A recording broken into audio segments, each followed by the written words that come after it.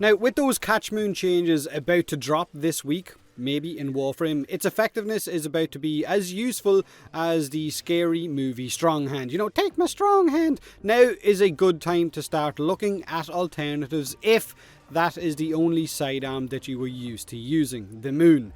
If not, then what is your go-to sidearm? I'm proudly a member of the 3% Rattleguts community. Welcome on in, you beautiful feckers. How you all doing? Now, the Catch Moon was seriously useful, right? There's no denying that. It brought you all the way to feckin' Victory Town, population U. It was a beast, and even more of one with a dedicated Riven. It's got infinite punch through, a wide coverage so that it could hit multiple enemies in one go while passing through them at the same time and hitting any enemy standing behind them.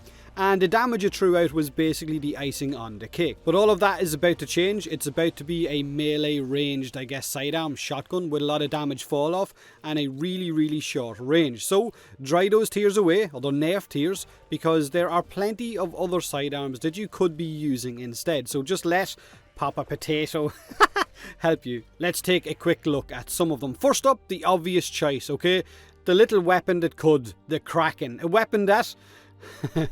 Someone's going to say it in the comment section anyway. Feck that, this thing should be in the bin, it's trash. And I swear, if I get a Kuva Kraken as my first Lich weapon, I'm uninstalling. I'm done, I'm gonzo, I'm over that fucking hill. First up is in fact the Tombfinger kit gun, the crit variant, the magnum of kit guns. Probably the hardest hitting kit gun in the game right now, made up of the Haymaker, the Splat Loader, and of course the Tombfinger chamber. Its crit is completely off the charts and it deals serious damage. It has that splash damage effect as well on whatever the projectile basically hits. Both the normal shot and the explosion can crit separately and deal separate amounts of damage. It is a projectile based radiation sidearm, so of course you gotta have some kind of aim. You can't just shoot it in the general direction, which was what you could do with the Catch Moon. It didn't really need you to have any kind of skill based aim whatsoever. Just shoot it in the direction of enemies and they would just melt. The Tombfinger kit gun has a moderate status chance on it as well, and the Riven disposition on these is a 0.7, which means you can get some beastly Rivens for it to help bump up the stats even further. Now, on the plus sides, it hits really hard. Splash damage is always a bonus because you can hit more than one enemy. Orange crits or red if you've got a decent Riven, depending on your setup.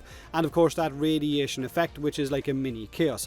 Negatives for this weapon are, like I said, it requires actual aiming. Projectile based, which means you need to lead your enemies and not just aim where they are. It's not hit scan, and it doesn't have that Catch Moon punch through, so it's not going to wipe out multiple enemies in a line like the Catch Moon used to. Now, I will leave a link in the description of this video for my kit gun video showing off which ones are the most powerful combinations to build in relation to those kit guns for all kit guns in the game. And hopefully that video will help you out and help you decide on what weapon you want to build. Now, next up, I got to talk about my receding hairline. It's a killer. Enemies drop dead at the sight of it.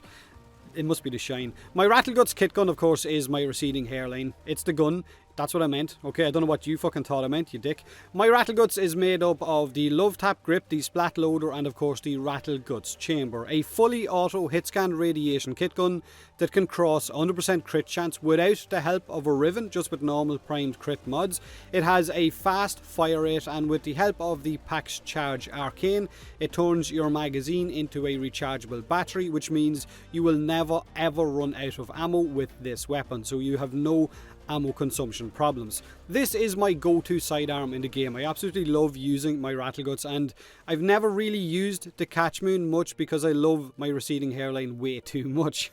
But it is definitely worth building, and the Riven disposition on this is a 0.75, which means you can bump up its crit potential even higher than it is with just the normal crit mods. Next up is a weapon that has got a serious amount of room clearing potential. Next up is the Atomos, the beam linking group clearing sidearm that's a go-to weapon for a lot of players when it comes to killing as many enemies as fast as possible. It's only a mastery rank 5 weapon, so you can get your hands on this pretty early on in the game and just go on a heat fueled murder spree. Moderate crit chance, decent status chance, but like I said, it's that linking potential and room clearing effectiveness effectiveness that could make it the perfect replacement for the Catch Moon. It can link up to 4 enemies in total, and it has an initial 15 meters on the first beam with a 7-meter range on the follow-up links, and it means this way you can get a lot of enemies caught up and killed. Now, I think the big thing worth mentioning with the Atomos is the upcoming changes to heat procs in Warframe. It is a heat-based weapon, and we've been told that the heat procs will allow us to strip armor much faster than, I guess, what they used to. So if you've got this thing modded for corrosive and it's dealing heat damage as well, then in that way you might be able to strip an enemy bare of its armor in mere seconds. But we won't know until we get to see what way the heat procs are actually changed. Look, the Atomos kind of looks like a Mega Man flame-throwing pistol that also has a Riven disposition of 0.8, which isn't bad and means that you can get some decent upgrades in stats for this badass burning fisty gun, if you like that sort of weapon, I guess. The next weapon to take a look at would be, for me personally, the Piranha Prime. Now, I shouldn't even need to mention this feckin' thing. It's one shotgun sidearm that can summon in a ghost variant in your other hand, so that you're dual wielding physical and ethereal kind of shotguns, basically dual wielding death.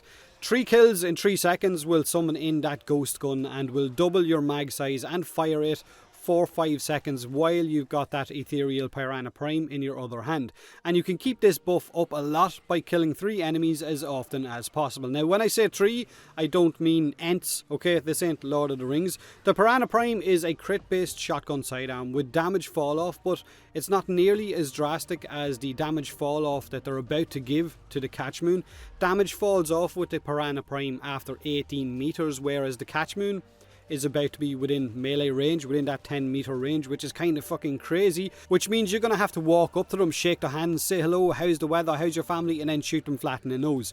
Now, the Piranha Prime does have a lot of vertical recoil that needs to be managed. The minute you start firing this thing, you're going to start aiming upwards, so you will need to start dragging down, or else end up shooting a hole in the roof. Now, following the theme of weapons that can help ease the pain of the Catch Moon's nerf and help you clear rooms just as fast, the Staticore is another weapon with a similar radiation plasma projectile that can just be spammed into the faces of your foes or charged up for a harder hitting shot, while also having a solid, really solid status chance. It has 2 fire modes, like I said. It can be spammed normally or it can be charged for a larger shot that can also explode on the area of effect when it hits the ground. So it explodes and it can kill a lot of enemies because of this. It can clear rooms pretty quick, not to mention that it has a 75-meter range and doesn't suffer from damage fall off, while also giving you that kind of radiation effect in mini chaos that the Catch Moon gave you that allows enemies to run around beating the holy bejesus out of one another. Now, it's a clan energy weapon, so you're going to need to be in a clan, and its Riven disposition is feckin' terrible. Absolutely terrible. Now, it's not the end of the world with the Catch Moon nerf. Yes, the Catch Moon was used mainly by a lot of people, which showed its damage was well above the power curve, and the talk of bringing every other weapon up in line would be a serious amount of power creep, which would lead to future content being kind of just ghosted through even faster than we ghost through content right now. So it makes sense to take one weapon down more in line with everything else than bringing them up, because then future content would just be trivial as hell. And if we are being really honest with ourselves, Warframe right now is the very definition of power creep. We are insanely powerful and future content can be ghosted through within a day or two, which is kind of nuts, and then we find ourselves right back to where we were initially, looking for new content. But yeah, it's not the end of the world. There are plenty of other weapons for you to try out, like the ones I mentioned in this video, or maybe even some of the new Kuva Lich sidearms. They might be beastly. Who knows, the Kuva Kraken could actually end up being the best weapon in the game, and if it is, I'm gonna have to eat very humble pie. Maybe the Dubba Stubba could be a monster, who knows. Weapons like the Euphona Prime, the Pandero, the Vaco Merlock are incredible, but maybe not as effective at room clearing as what the Catch Moon was. And weapons like the Maradetron, the Ak Bronco, the Twin Rogo, and many more need maybe a little bit more time to reload. Even the Sonicore is a really good weapon. You get the idea. You have got options, and if one thing playing this game for years has taught me is that a new meta will always rise up when one gets nerfed back down. So enjoy your new weapons of choice until until one of them gets nerfed. Let me know in the comment section below what is your go-to secondary. Do me a huge favour and hit that like button if you enjoyed the video, or don't if you didn't. Subscribe for more Warframe, and as always, thanks very much for watching.